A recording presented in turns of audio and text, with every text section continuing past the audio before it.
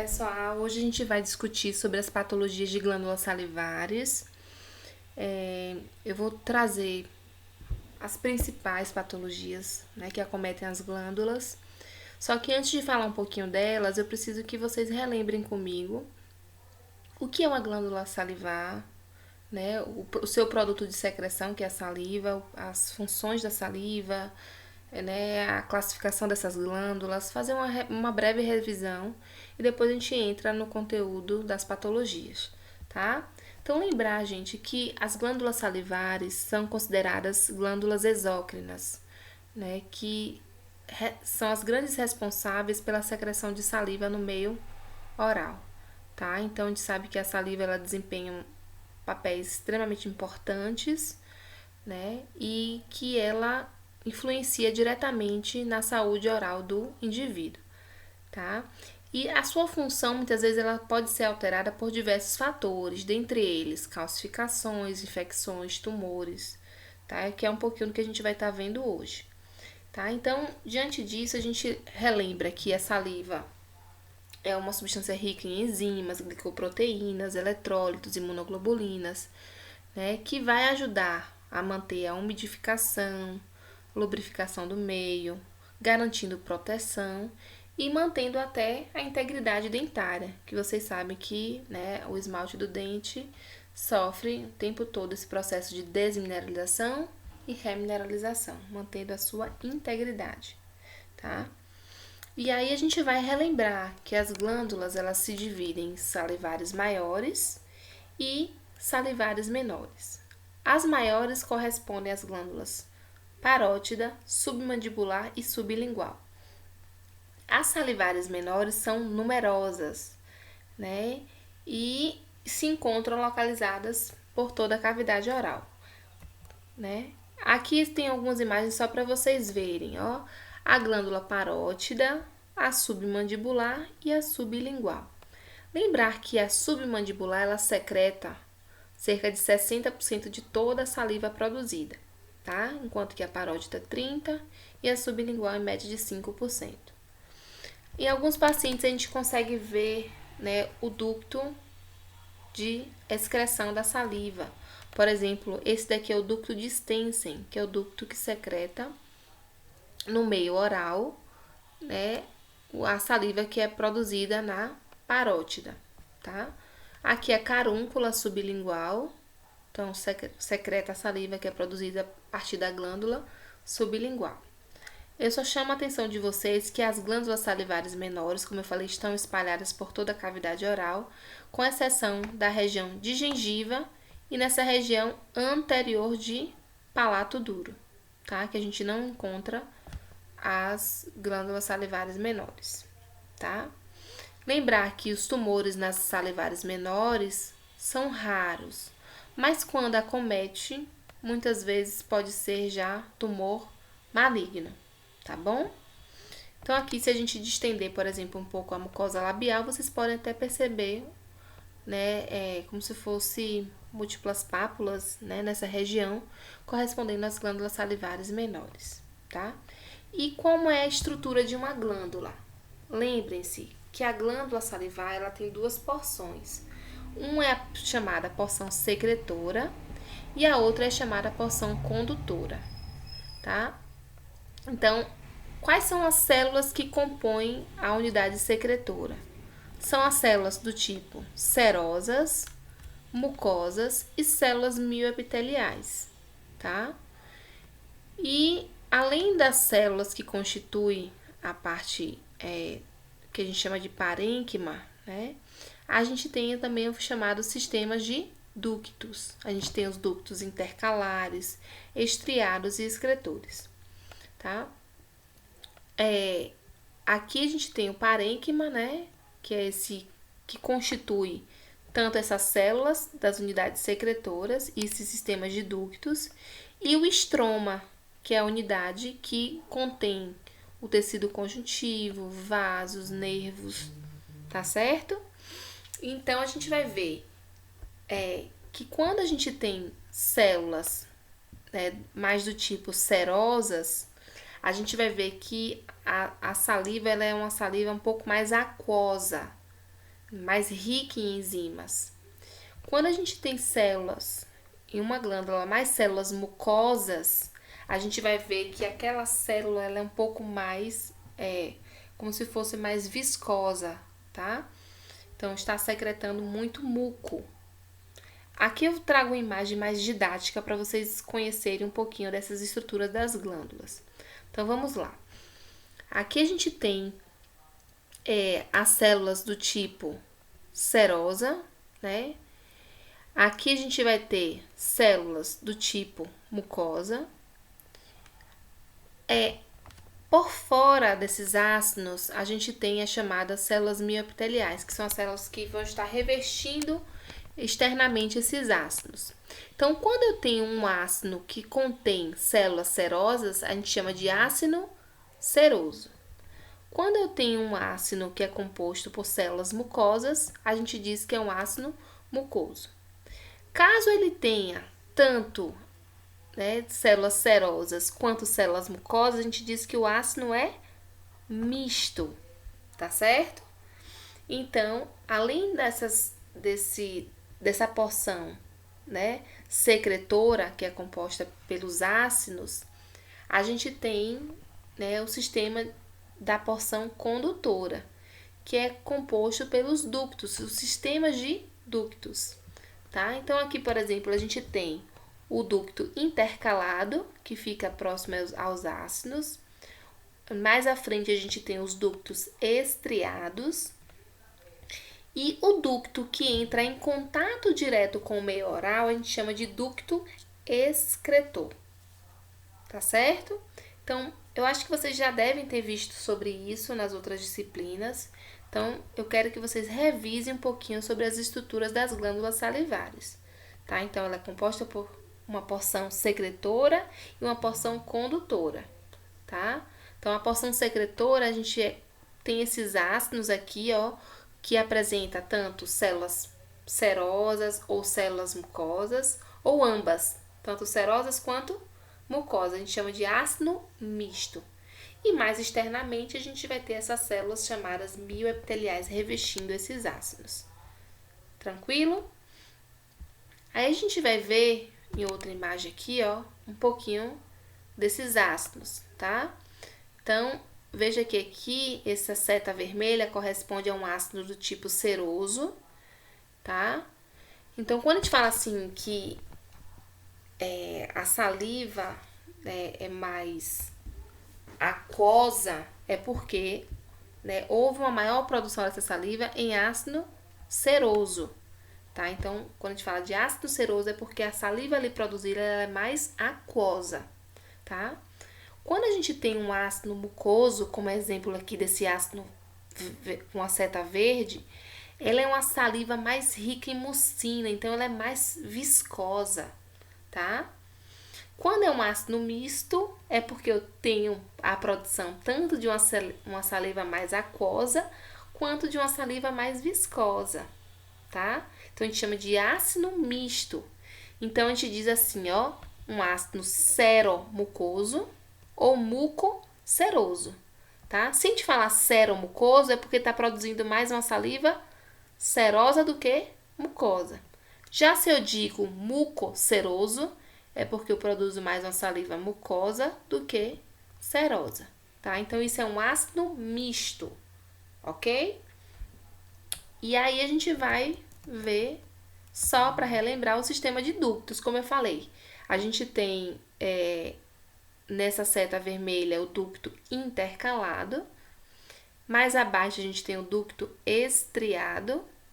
E essa porção do ducto excretor é o que se comunica diretamente com o meio bucal, tá? Como é que eu vejo isso a nível histológico? Tá? Aqui eu vou mostrar uma imagem para vocês. Essas áreas, como se fossem várias rodas, que vocês estão vendo aqui, são chamadas de ácinos. E aqui, como vocês estão vendo em maior aumento, é um ducto, tá? Então, aqui quando tem um pouco mais, essa cor mais escura, a gente chama de ácido seroso, tá? Aqui é uma outra glândula, um corte de uma outra glândula. tá? E aqui a gente tem ácidos, né? Agora já ácidos mucosos, que é quando a gente tem essa cor mais clarinha, tá? Então, seroso, essa tonalidade mais escura e o mucoso mais clara, tá? E aqui, ó, é um ducto, né? Um ducto estriado, por exemplo, tá? E aqui são outra imagem para vocês verem novamente. Aqui a gente tem essa porção que são os ácidos, o revestimento aqui as células mioepiteliais revestindo, o ducto intercalado, ducto estriado e a porção que se comunica com o meio oral é chamada de ducto excretor, tá? Aí eu quero chamar a atenção de vocês que, por exemplo, para essas 3 glândulas salivares maiores, a glândula parótida, por exemplo, é uma glândula totalmente serosa. Então, ela tem ácidos serosos. Então, vai produzir uma saliva mais aquosa, certo? Quando a gente fala de submandibular e sublingual, a gente está falando de glândulas mistas. Ou seja, vai ter tanto o ácido seroso quanto o ácido mucoso. Então, são glândulas mistas. Embora a gente saiba que, por exemplo, a sublingual, ela produz mais uma saliva mais mucosa, certo? Enquanto que a submandibular, ela tem um conteúdo mais seroso do que mucoso, tá? Então, aqui, por exemplo, na sublingual, ela seria o quê? Mucoceroso. E na submandibular, ela seria seromucoso, certo? Ambas as glândulas são consideradas glândulas mistas, tá? Com exceção, por exemplo, da parótida, que é uma glândula que produz apenas, né, uma saliva mais serosa, ok? E aí a gente vai ver aqui, por exemplo, nessas classificações das patologias de glândulas, que elas se classificam, por exemplo, em lesões reacionais não infecciosas, condições infecciosas, benignas ou malignas, tá? Então, a gente vai ver só as principais sobre essas patologias, tá? Então, uma de natureza não infecciosa, uma lesão reacional muito comum, é a chamada mucocele, tá? Alguns chamam como fenômeno de extravasamento de muco, reação de escape de muco. Então, ela é uma lesão oral muito comum, sobretudo em crianças e adolescentes. Então, por que a gente traz como principalmente em crianças e adolescentes? Porque é uma lesão normalmente associada a um trauma, tá? Então, o que acontece com a mucocele? Diante de algum trauma, vai haver o rompimento de um ducto glandular e quando tem esse rompimento do ducto, há um extravasamento do conteúdo de saliva para os tecidos adjacentes, tá? Então, vocês vão ver que é uma lesão provocada por algum tipo de trauma. E, sobretudo, em crianças e adolescentes, a gente vê com mais frequência por conta mesmo, né, de algum trauma que eles possam acabar sofrendo durante essa faixa de idade, tá? Normalmente, a gente vê muito mucocele em lábio inferior, mas em outras regiões a gente também pode observar, tá? Então, normalmente a gente vê como característica da mucocele uma lesão do tipo bolha, tá? Então, uma bolha, né, é a lesão fundamental mais corriqueira da gente observar. Como eu falei, em outras regiões a gente também pode ver. Aqui, por exemplo, ó, em região de ventre de língua, né, onde tem essas glândulas aqui de Nuon-Blandin, a gente pode ter mucocele diante de um trauma que aquele ducto sofreu e houve o extravasamento de saliva para a região tecidual adjacente, onde foi rompido aquele ducto, tá? Aqui a gente tem outras imagens, né, em que a gente tem um aumento de volume, né, uma lesão do tipo bolha aqui, normalmente em lábio inferior, mas como eu falei, Em outras localidades também, aqui a gente tem mucosa labial, aqui nessa região de ventre de língua, tá? O que eu quero que vocês observem é que normalmente a cor pode ser um pouco mais azulada ou pode ser uma cor semelhante à mucosa adjacente. Quando a gente observar a tonalidade um pouco mais azulada, significa que ela é uma mucocele mais superficial. Quando tiver uma tonalidade semelhante à mucosa adjacente, é porque é uma mucocele um pouco mais profunda, tá? Normalmente esses pacientes são assintomáticos, certo? Lembrar que tem uma mucocele que é chamada de mucocele superficial, que acontece nessa região um pouco mais posterior, né? Próxima à região de trígono, tá? Região de palato mole, retromolar, tá? Então a gente está vendo aqui uma área com uma vesícula, né? Normalmente não está ligada a um trauma perceptível, né? Ele é resultante, essa mucocele superficial é resultante da pressão aumentada da porção mais externa desse ducto excretor, tá? E aí pode gerar superficialmente essa mucocele, que rapidamente ela pode, né, se romper, né, nessa região aqui posterior. Ela rompe aquela vesícula, né, formando muitas vezes uma área ulcerativa, tá? Aqui uma outra mucocele em lábio, aqui com a tonalidade semelhante à mucosa adjacente. Então, a mucocele um pouco mais profunda. Aqui, ó, em mucosa labial. Quando vocês palparem, vocês podem sentir uma consistência um pouco mais flutuante, tá? Olha só como essa imagem mostra uma mucocele um pouco mais azulada. Então, uma mucocele mais superficial. Olha aqui nesse paciente infantil a mucocele também, tá? Mais azulada, arroxeada. Temos uma condição que é chamada de rânula. Rânula, nada mais nada menos que é uma mucocele que vai acontecer nessa região de assoalho, tá? É o mesmo conceito, só que a rânula acontece em região de assoalho. Então, normalmente flutuante e unilateral.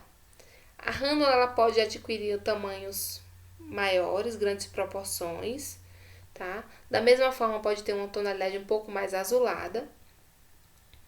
É preocupante quando a rânula ela atinge grande proporção e acaba fazendo com que essa mucina que foi extravasada, ela consiga penetrar nessa região de músculo, na região de pescoço. Isso a gente vai chamar de rânula mergulhante. Tá? É uma variante mais preocupante porque a mucina extravasada vai se disseminar via os músculos que tem nessa região de pescoço, tá? Então, a gente vai denominar como sendo uma rânula mergulhante. Aqui uma outra imagem mostrando, né, uma rânula nesse paciente também infantil, tá? Unilateral. Então, a rânula e mucocele são lesões propiciadas a partir de um trauma, que vai fazer com que haja extravasamento, né, do conteúdo de mucina para os tecidos adjacentes. Se acontece em região de assoalho, a gente vai denominar como sendo rânula. E em outras regiões, a gente denomina como sendo mucocele. Aqui, histologicamente, só para vocês verem o que tem de característico na mucocele, né, é a presença dessa mucina extravasada. Então, aqui, ó, o tecido epitelial em roxo, essa área mais esbranquiçada aqui, ó, corresponde à área de extravasamento de mucina no tecido conjuntivo. Olha aqui, isso aqui tudo era para ser tecido conjuntivo. O que foi que aconteceu? O ducto foi rompido e aí extravasou a mucina para o interior do tecido conjuntivo, tá? Então, aí forma aqui ao redor como se fosse o tecido de granulação. Em maior aumento, essa mucina extravasada aqui, esses espaços em branco, a gente vai ver muito macrófago, tá? É muito característico a presença desses macrófagos aqui na região onde foi extravasada a mucina, tá?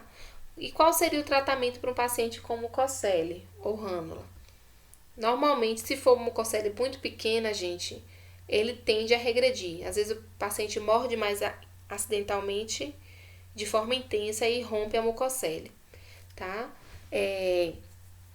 Mas caso não haja o rompimento da mucocele, a gente pode fazer uma excisão cirúrgica simples, remover completamente a lesão mesmo, tá? E ela é importante, com a remoção da mucocele, também remover a glândula adjacente a ela para evitar a recidiva, tá, da lesão. Como eu falei, as mucoceles superficiais elas vão se romper espontaneamente. Tem várias técnicas cirúrgicas com o uso do laser, marsupialização.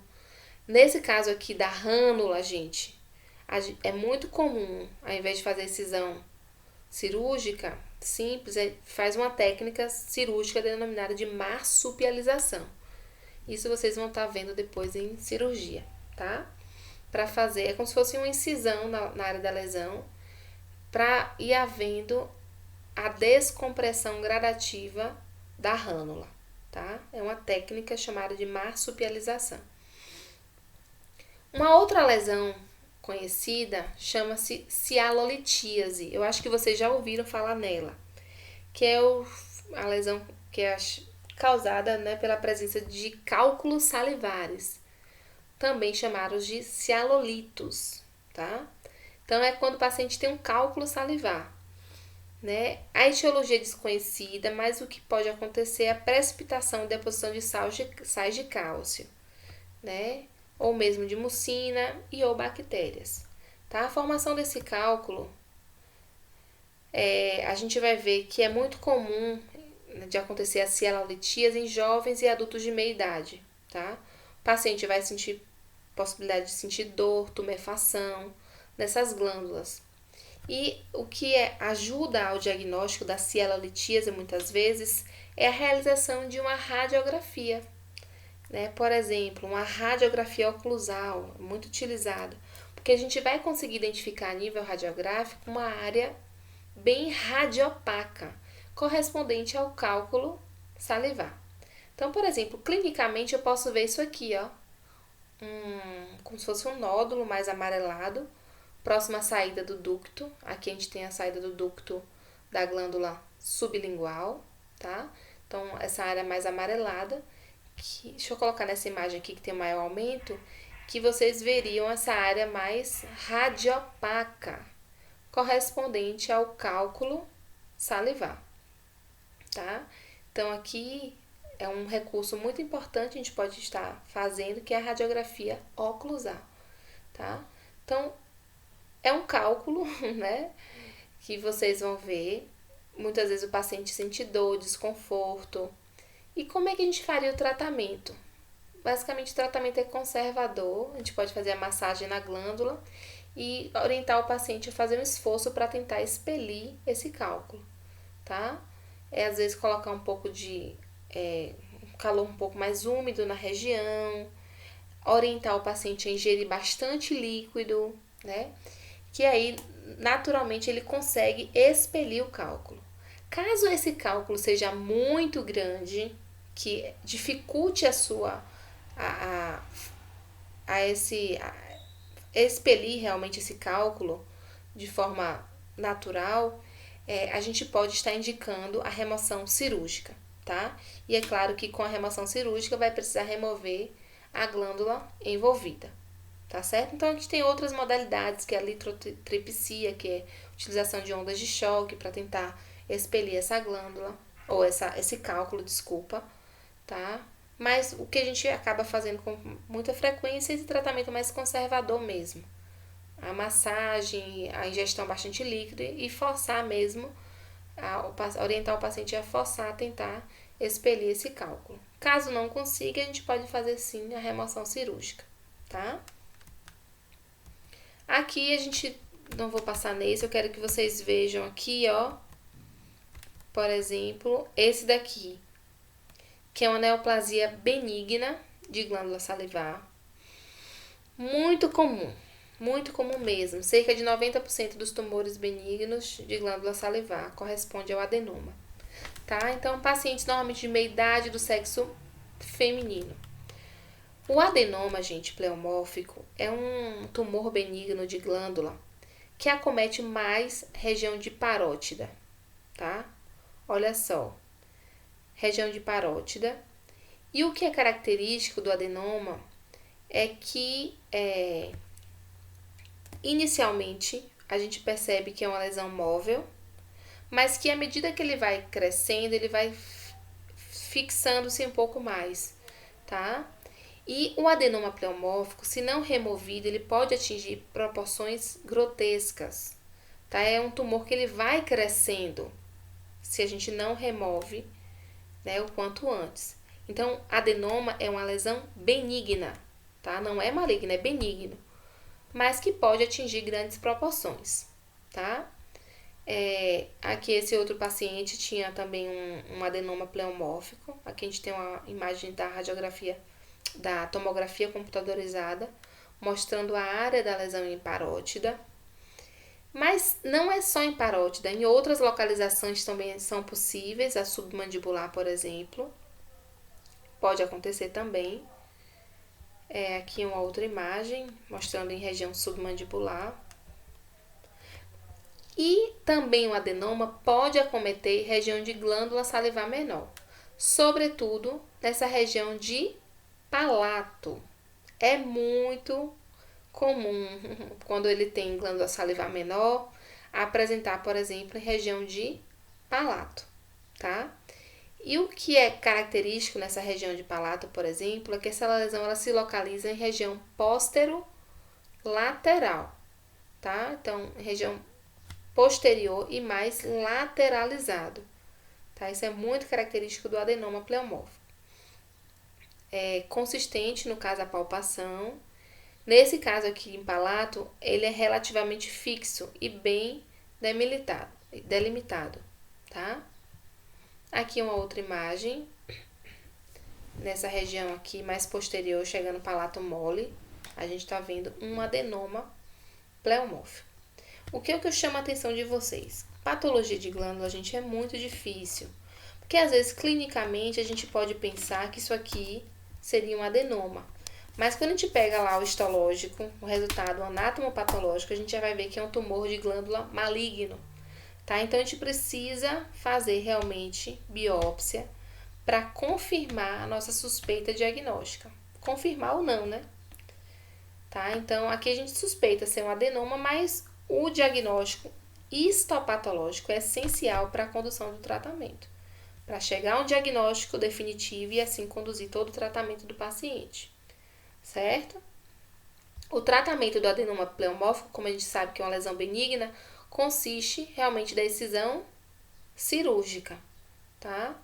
Se for, no caso do acometimento da parótida, né, muitas vezes o médico, né, o cirurgião que for fazer a remoção, pode sugerir a paretidectomia superficial ou total, com a ressecção da própria glândula parótida. Paretidectomia é a remoção, né, da glândula da parótida, tá? Remoção da parótida mesmo.